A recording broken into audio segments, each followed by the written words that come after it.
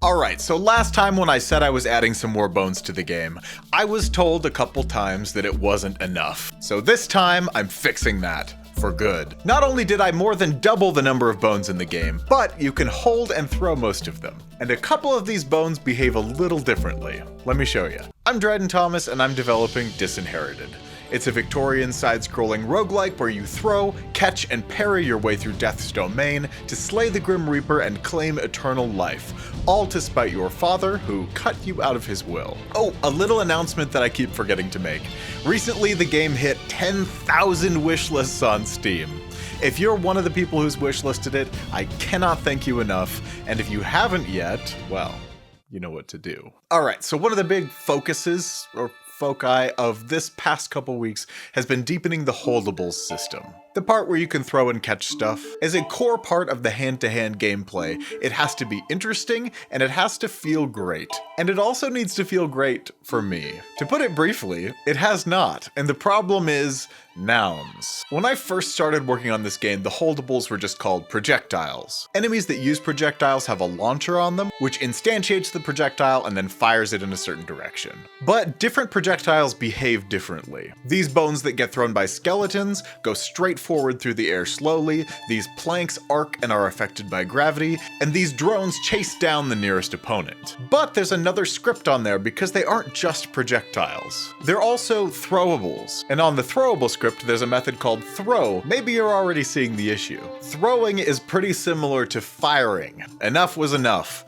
Throwables was a stupid name. That literally means the same thing as projectile. It always should have been holdable. The key realization here was that all holdables are projectiles, but not all projectiles are holdables. I couldn't think of an object that you could hold that wouldn't eventually turn into a projectile by throwing it. But I could think of a number of projectiles, like fireballs or sound waves, that wouldn't make sense to be able to hold. What this means is that the holdable script should use the projectile script. But the projectile script doesn't need to know anything about the holdable script. So everything related to being activated when being held or put in pockets or taken out of pockets is on the holdable script, and then when it needs to be thrown, aka turned into a projectile, I can just use the projectile's throw method. Much clearer responsibilities. So with that out of the way, it's time to make some new projectiles. The first new one is the rib, or the bone meringue. When you toss this out, it returns to the sender. Pretty simple, pretty fun. I've actually been planning on this for a while, so I was able to use the script for Guillaume's shovel in the boss fight right here.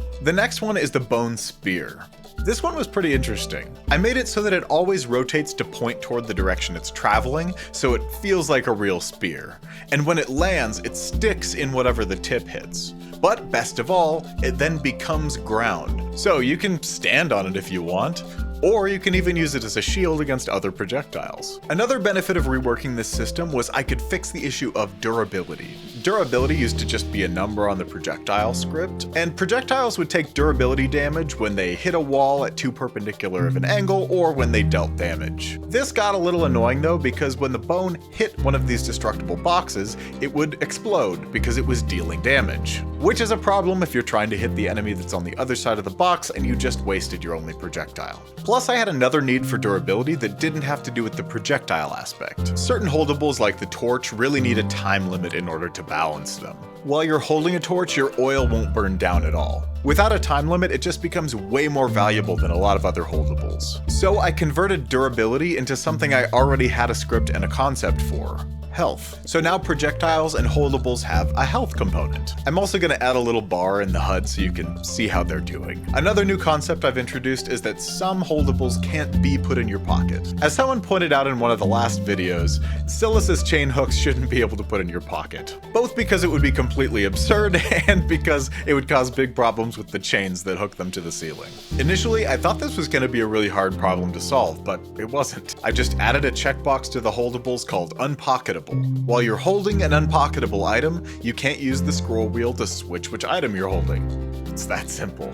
Okay, final thing to talk about today. I've designed a new enemy. It's a bone golem. Kooplis suggested this a few weeks ago, and it perfectly aligned with the problem that I was having. I'm bored with the enemies in the catacombs. Because it's the first area, it's naturally the one people are going to be playing the most, especially at the beginning, and so there has to be the most variety there. I've got the throwy skeletons, the crawly skeletons, the ghosts, and the spiders, but we don't have like a big guy in that lineup. It's also a great opportunity to foreshadow Guillaume, the big brawly bruiser boss at the end of the area. I decided to go with the concept that this was maybe one of the crawling skeletons that became warped, strengthened by the magic of Death's domain. You can see the very non-anatomical way the scapulae have turned into pauldrons, the clavicles have greatly expanded to give it a weird silhouette, the sternum has widened, and the arm bones have seemingly multiplied. That's just what happens when you control your eccentrics. In combat, the golem can charge attack you if he's far away, and he does a slam attack if you're too close. These are going to need some VFX soon, but that'll come later. Another problem I'll need to solve is where to put him. Most of the tile chunks in the catacombs don't have a lot of space for a guy like this to be charging around. But hey, I've been needing to get back in and expand those systems anyway, so maybe that's a topic for the next video. The best part about the bone golem though is the death. Not only does he give you a bunch of money and lantern oil, but I've made every single one of the bones throwable, except for the rib cage. That would just be disrespectful. Thank you so much to my channel members for supporting me, especially in the Ascended Lighthoof tier, Emil Skov and Yoji, and in the Reaper Council, AJ Havoc. I appreciate you all so much for watching, and I will see you in the next one.